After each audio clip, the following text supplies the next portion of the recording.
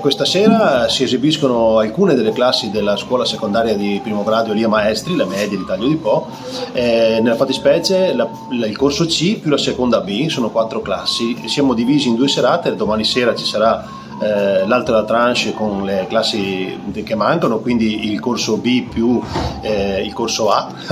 E abbiamo fatto questa scelta per la capienza della Sala Europa, quindi il programma sarà comunque il medesimo, suddiviso comunque in 2 serate diverse. I ragazzi dell'indirizzo musicale si esibiranno nella prima parte e i ragazzi che fanno educazione musicale al mattino con il progetto dell'Ocarina, a me è molto caro come sempre, faranno la seconda parte con brani natalizi per fare gli auguri alle famiglie e ovviamente a loro stessi, e comunque a raccogliere i frutti del loro lavoro, come i frutti della terra del loro orto che sono dietro di me, qualche così, sempre nell'orto del plesso scolastico. La scuola Elia Maestri, sì, è un altro progetto che noi portiamo avanti con orgoglio, insomma, quindi è una manifestazione non aperta al pubblico, però comunque aperta alle famiglie dei ragazzi stessi, insomma. Okay. I docenti coinvolti in questo progetto sono i 4 docenti dell'indirizzo musicale, quindi Guido Ballarin chitarra, Chiara Parolo clarinetto, Silvia Camisotti flauto e il professor Cannella di pianoforte.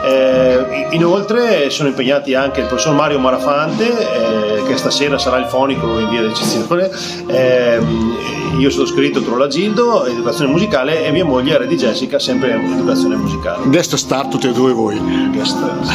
Complimenti a tutti i docenti, complimenti a questo progetto che vede coinvolto voi, ma anche altre scuole nel nostro territorio, e sicuramente da qua verranno fuori nuovi talenti. Sono sicuro di sì. Grande. Sono sicuro di sì.